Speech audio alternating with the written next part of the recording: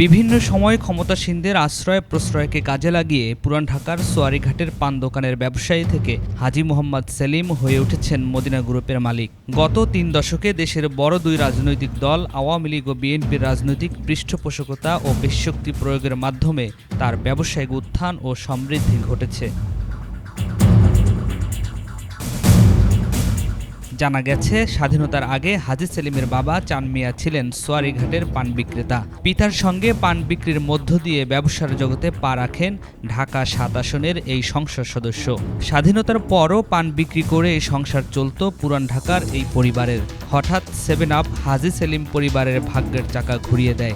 7 আপের এজেন্সির আড়ালে নকল কোমল পানীয় বিক্রির অভিযোগ ছিল তাদের বিরুদ্ধে। এই অভিযোগে সে সময় আটক হন মোহাম্মদ সেলিম, তার বাবা চান মিয়া ও বড় ভাই কায়েস মিয়া।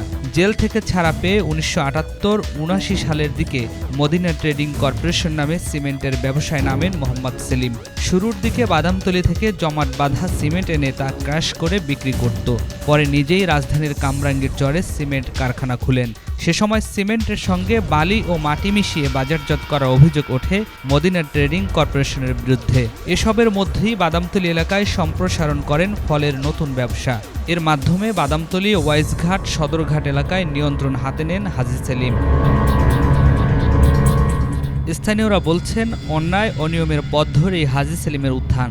সন্ত্রাস, দুর্নীতি, ক্ষমতার অপব্যবহার সহ বিভিন্ন ধরনের নেতিবাচক কর্মকাণ্ডের সঙ্গে জড়িয়ে আছে তার নাম। নিজের সেই উত্থান আরও এগিয়ে নিতে রাজনীতিকে মই হিসাবে ব্যবহার করেছেন, বেছে নিয়েছেন ক্ষমতার রাজনীতি। 90 দশকে বিএনপি নেতা মীর শওকতের হাত ধরে রাজনীতিতে উত্থান হয় হাজী সেলিমের। 1994 সালে তিনি ঢাকা সিটি কর্পোরেশনের 65 ও 66 নম্বর ওয়ার্ডে গরুর গাড়ি মার্কা নিয়ে কমিশনার নির্বাচিত হন। 1996 সালের জাতীয় সংসদ নির্বাচনে অংশ নিতে বিএনপির মনোনয়ন চেয়েও পাননি। অভিমানে আওয়ামী লীগে যোগ দিয়ে ভাগিয়ে নেন মনোনয়ন। ক্ষমতা ও পেশিশক্তি দিয়ে লালবাগ, হাজারীবাগ ও কামরাঙ্গীর চর এলাকার সংসদ সদস্য বনে যান হাজী সেলিম। এরপর আর পেছনে ফিরে তাকাতে হয়নি তাকে। ক্ষমতার ছত্রছায়ায় ফুলে ফেপে উঠতে থাকে তার ব্যবসা ও সম্পত্তির পরিমাণ। এমপি নির্বাচিত হওয়ার পর জমি ও বাড়ি দখলের নেশা পেয়ে বসে হাজী সেলিমের। স্থানীয় বাসিন্দারা জানান, ওই সময় নিজ নিয়ন্ত্রণাধীন পাড়া মহল্লাগুলোয় পঞ্চায়েত প্রথা চালু করে বিরোধ নিষ্পত্তির নামে নামমাত্র মূল্যে জমির কাগজপত্র কিনে নিতেন। বিচারের নামে ঘরে বা দোকানে জোরপূর্বক তালা ঝুলিয়ে দিতেন। এলাকায় খেতাব পান তালা হাজী। অনুসন্ধানে জানা যায়, বুড়িগঙ্গার তীরে চাঁদনী ঘাটে ওয়াসার পানির পাম্পের জমি দখল করে সেখানে পেট্রোল পাম্প তৈরি করেন হাজী সেলিম। সোয়ারীঘাটে নদীর তীর দখল করে গড়ে তোলেন চাঁদ সর্দার কোল্ড স্টোরেজ। নবাববাড়ি এলাকায় জগন্নাথ কলেজের ছাত্রাবাস দখল করে সেখানে গুলশানারা প্লাজা নামে বিশাল ভবন নির্মাণ করেন। এটা কারণ কি? টাকা নাকি? টাকা নাকি যারা বিচার করবোই করবো, হ্যাঁ এই তো করবো 2টা বাড়ি বানাই দিন। আর জেলখানায় বিএপি খাওয়ান আছে, সব কিছুই পায়। আমরা ছোটোখাটো অপরাধ করে জেলখানায় গেছি, টাকা থাকলে জেলের ভিতরে সব কিছু খাইতে পাওয়া যায়, সমস্যা কি? আরমানিটোলা এলাকায় এক বৃদ্ধার সম্পত্তি দখল করে নির্মাণ করেন এমটিসি টাওয়ার। নলগোলায় ভাওয়াল বাজার সম্পত্তি দখল করে ভবন নির্মাণ করেন। শুধু তাই নয়, হাজী সেলিম চকবাজারের ফ্রেন্ডশিপ মার্কেট ও জেলখানার পাশে 50 থেকে 60 বছরের পুরনো ব্যবসায়ীদের জোরপূর্বক উচ্ছেদ করে সেখানে মদিনা আশিক টাওয়ার ও হাজী সেলিম টাওয়ার নামে 2টি বহুতল ভবন এবং মার্কেট নির্মাণ করেন। 2001 সালের পর বিএনপি এবং তত্ত্বাবধায়ক সরকারের আমলে খুনের চেষ্টা, নির্যাতন, চুরি এবং দুর্নীতি ও অবৈধ আয়সহ অন্তত 120টি মামলা দায়ের করা হয় হাজী সেলিমের বিরুদ্ধে। এরপর গা ঢাকা দিয়ে চলে যান বিদেশে। 2008 সালের এপ্রিলে 27 কোটি টাকা জ্ঞাত বহির্ভূত সম্পদ অর্জনের জন্য 13 বছরের জেল হয় সেলিমের। সেই সম্পদ নিজের কাছে রাখার জন্য 3 বছরের জেল হয় তার স্ত্রী গুলশানারার। 2008 সালে নির্বাচনে হাজী সেলিমকে বাদ দিয়ে আওয়ামী লীগ থেকে মনোনয়ন দেওয়া হয় ডক্টর মোস্তফা জালাল মহিউদ্দিনকে। ক্ষুব্ধ হাজী সেলিম স্বতন্ত্র প্রার্থী হিসাবে নির্বাচনে অংশ নিয়ে জয়লাভ করেন। 3 মিনিটে মানুষ স্পিকার কিছুই হয় না, ওই মহিলা নার্ভাস হয়ে যায় 3 মিনিটে। আর নারীর এত ক্ষমতায়তনে কি যে কষ্টে আছি এই দেশের মধ্যে। আপনি স্পিকার, মাননীয় প্রধানমন্ত্রী স্পিকার, বিরোধী দলের নেত্রী স্পিকার, আরেকজন রাজপথে ওই সেও নেত্রী, আমার ঘরের মধ্যে আমার ওয়াইফ, সেও কি যে জ্বালা যন্ত্রণা হচ্ছে মানুষ স্পিকার বলে ভাষা প্রকাশ করা যায় না। এই জাতীয় সংসদে যারা আছে এরা কিন্তু কেউ কিছু বলে না, খালি প্রশংসা করে যাচ্ছে। প্রত্যেকজন কষ্টে আছে মাননীয় স্পিকার, প্রত্যেক ব্যক্তি কষ্টে আছে মাননীয় স্পিকার।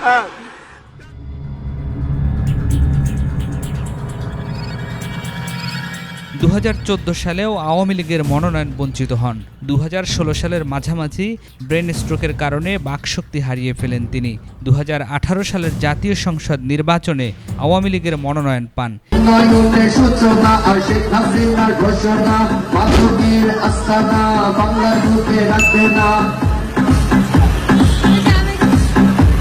তাই মাদকের বিরুদ্ধে অবস্থানে শেখ হাসিনার সালামে, মানিক ভাইয়ের সালামে, মানিক ভাইয়ের সালামে, লোকা মার্কায় ভোট দেন।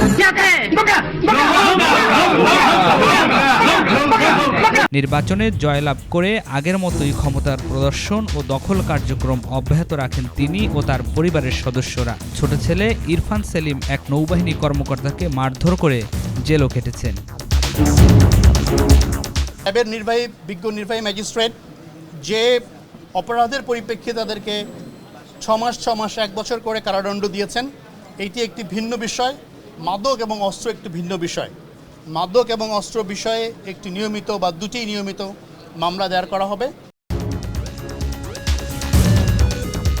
স্থানীয়রা বলছেন, যেখানেই চোখ পড়েছে হাজী সেলিমের সেটাই দখল করে নিয়েছেন তিনি। তার হাত থেকে রেহাই পায়নি প্রত্নতাত্ত্বিক গুরুত্বসম্পন্ন নিদর্শনও। হাইকোর্টের নিষেধাজ্ঞার তোয়াক্কা না করে ঢাকার প্রথম বাণিজ্যিক ভবন হিসেবে পরিচিত চকবাজারের শতবর্ষেরও বেশি পুরনো জাহাজবাড়ি গুড়িয়ে দিয়েছেন হাজী সেলিম। এটা জাহাজবাড়ি বিল্ডিং ছিল, এখন তো কোনো বিল্ডিং নমুনা নাই, কেমনে কি হইলো আর কি। এইটা আওরঙ্গজেবের সময় এইটা তৈরি হয়েছে, আওরঙ্গজেবেরও আগে, সম্রাট আওরঙ্গজেবেরও আগে। আমরা যে ইতিহাস পড়ছি, যে ইতিহাস ভূগোল ইতিহাস যে পড়ছি, আওরঙ্গজেবেরও আগে। যেমন মনে করেন আপনি যে লালবাগ কেল্লা দেখেন, সেই সময় থেকে এইটা, যতটুকু আমি জানি, যতটুকু মুরব্বীর থেকে শুনছি, আমার বাপের থেকে শুনছি, এই পর্যন্ত তো জানি। কিন্তু এটা হওয়ার সৃষ্টি হওয়ার পরে এটা নাকি আগে মুঘল সাম্রাজ্যের এই যে সুড়ং পথ ছিল, আগে সুড়ং পথ, এই সুড়ং পথ দিয়ে এটা লোকে অ্যাটাচ ছিল, বড় কাটারা ছোটো কাটা এটা অ্যাটাচ ছিল। আপনার কিল্লা যেটা এটাও অ্যাটাচ ছিল সুড়ুঙের, ওই থেকে এটা উৎপত্তি থেকে এইখানে ছিল আপনার সেই জমানার সৈনিক। এখন মনে করেন যে সেই সৈনিকও নেই, ধাপে ধাপে ধাপে ধাপে। ব্যক্তিগত সম্পদের পাশাপাশি এ সময়ের মধ্যে নিজের ব্যবসাকেও সম্প্রসারণ করেছেন হাজী সেলিম। তার মালিকানাধীন মদিনা গ্রুপের অধীনে Madina trading corporation private limited, Madina cement industry limited, Madina development limited সহ মোট 16টি প্রতিষ্ঠান রয়েছে। নিয়াজ মাখদুম, বাংলা ভিশন, ঢাকা।